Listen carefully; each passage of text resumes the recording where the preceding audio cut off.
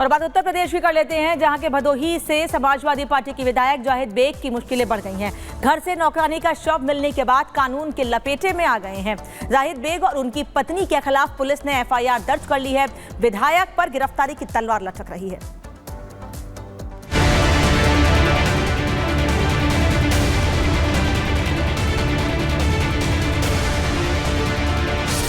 Samajwadi party के नेताओं के सितारे गर्दिश में हैं। एक के बाद एक सपा के नेता गंभीर आरोपों के चलते कानूनी शिकंजे में फंसते जा रहे हैं। ताजा मामला सामने आया है भदोही से, जहां पे सपा विधायक जाहिद बेग की मुश्किलें बढ़ गई हैं, क्योंकि उनके घर में काम करने वाली नाबालिग का शव बरामद किया गया है, जिसके बाद उनके खिलाफ कानूनी एक्शन की शुरुआत हो चुकी है।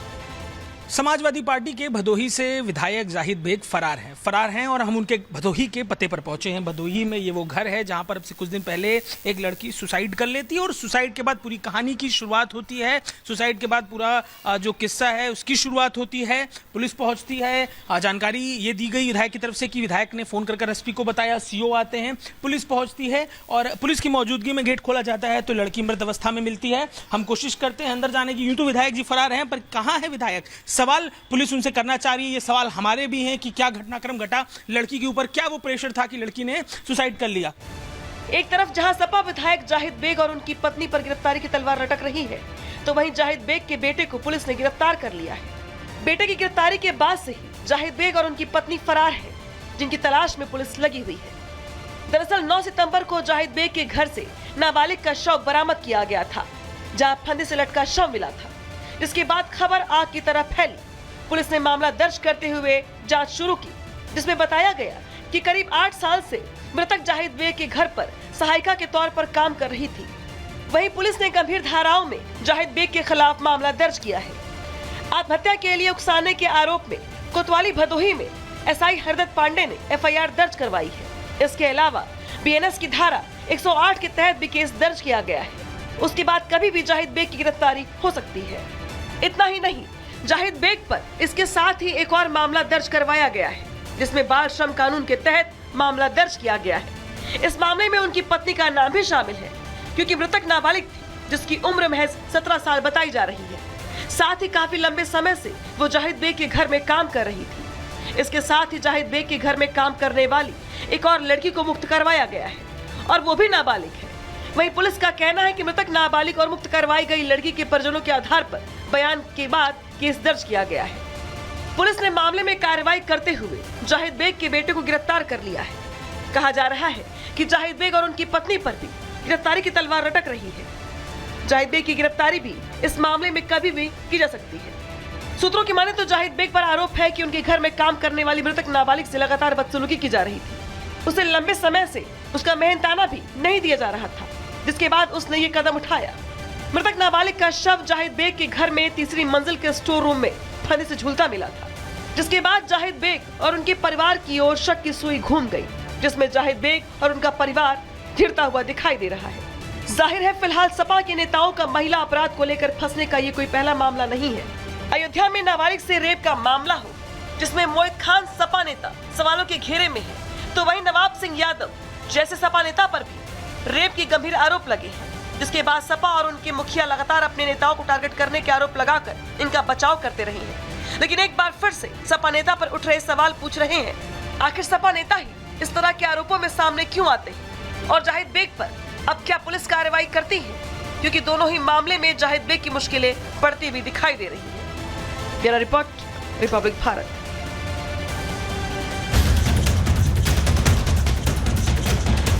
ये बहुत जल्दी बंद होना चाहिए और निश्चित रूप से वक्फ बोर्ड के ऊपर कोई शिकंजा कानूनी तौर पर होना चाहिए। हम किसी भी मजहब के खिलाफ नहीं है, लेकिन लैंड जिहाद के खिलाफ।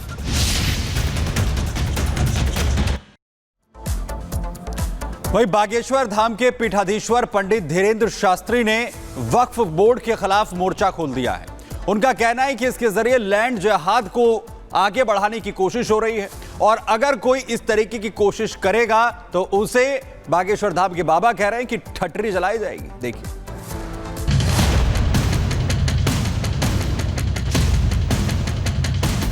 भारत में अब नहीं चलेगा लैंड जिहाद। बहुत ही धूर्तता मूर्खतापूर्ण है ये बहुत जल्दी बंद होना चाहिए।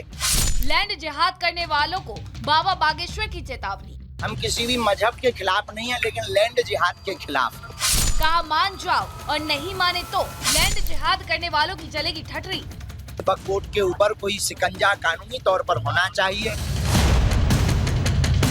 रविवार को बागेश्वर धाम के प्रमुख पंडित धीरेन्द्र शास्त्री बाबा महाकालेश्वर के दर्शन करने उज्जैन पहुंचे तो उन्होंने वक्फ बोर्ड को सीधे सीधे चुनौती दे दी। बाबा ने साफ कह दिया कि लैंड जिहाद वाली मानसिकता भारत में नहीं चलेगी। बाबा बागेश्वर ने कहा कि लैंड जिहाद वाली मानसिकता छोड़ जिहादी साजिश और मानसिकता को मिटा दो, नहीं तो ठीक नहीं होगा। सुनिए बाबा बागेश्वर ने क्या कहा, फिर आपको बताएंगे कि आखिर बाबा बागेश्वर ने ऐसा बयान क्यों दिया। बहुत ही धूर्तता मूर्खतापूर्ण है। ये बहुत जल्दी बंद होना चाहिए और निश्चित रूप से वक्फ बोर्ड के ऊपर कोई शिकंजा कानूनी तौर पर होना चाहिए। ये हम महाकाल भगवान के चरणों में प्रार्थना करते हैं। हम किसी भी मजहब के खिलाफ नहीं है, लेकिन लैंड जिहाद के खिलाफ। दरअसल बाबा बागेश्वर का ये बयान ऐसे समय में आया है जब हिंदू संगठनों ने देश में QR कोड स्कैन करके वक्फ संशोधन बिल के समर्थन में मुहिम शुरू की है। VHP समेत कई हिंदू संगठन मंदिरों के बाहर और गणेश पंडालों में बिल के समर्थन में QR कोड के बैनर लगवाकर लोगों को मुहिम का हिस्सा बना रहे हैं। तो वहीं केंद्र सरकार भी वक्फ की शक्तियों पर पाबंदी लगाने के लिए संसद में लड़ाई लड़ रही है। ऐसे समय में लैंड जिहाद को लेकर आए बाबा बागेश्वर के बयान पर संग्राम छिड़ गया है। बीजेपी और आम लोग जहां बाबा बागेश्वर के बयान को सही ठहरा रहे हैं तो वहीं मुस्लिम पक्ष उसके विरोध में है। खैर, ये कोई पहला मौका नहीं है जब बाबा बागेश्वर ने बयान देकर खलबली मचा दी है। ऐसे कई मौके आए जब बाबा लव जिहाद का खुलेआम विरोध कर चुके हैं और हिंदू राष्ट्र की मांग को लगातार बुलंद कर रहे हैं। Bureau report, Republic Bharat. Karnataka के मंगलुरु में सोशल मीडिया पोस्ट को लेकर तनाव फैल गया। विश्व हिंदू परिषद और बजरंग दल के कार्यकर्ताओं ने विरोध प्रदर्शन किया, जिसके बाद उस जगह पर रैपिड एक्शन फोर्स की तैनाती कर दी गई है। ये तस्वीर इस वक्त आपको दिखा रहे हैं। विश्व हिंदू परिषद और बजरंग दल के कार्यकर्ता सड़कों पर इकट्ठे थे, हाथों में भगवा झंडे लेकर सोशल मीडिया पोस्ट के खिलाफ नाराजगी जाहिर कर रहे थे। इसी दौरान बड़ी संख्या में फोर्स वहां तैनात थी, पुलिस भी तैनात था और रैपिड एक्शन फोर्स को भी तैनात कर दिया गया है। हालांकि जब ये स्थितियां बनी उसके बाद तुरंत ही कई लोगों को हिरासत में लिया गया, जिसके बाद अब वहां स्थिति जरूर बेहतर है, लेकिन रैपिड एक्शन फोर्स की तैनाती अभी भी उस जगह पर की गई है, जिससे कि स्थिति एक बार फिर से तनावपूर्ण न बने।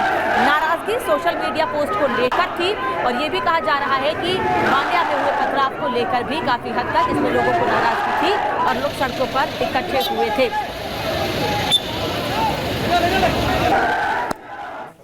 और अहमदाबाद की तस्वीर आपको हम दिखा रहे हैं। प्रधानमंत्री नरेंद्र मोदी पहुंच चुके हैं कार्यक्रम स्थल पर।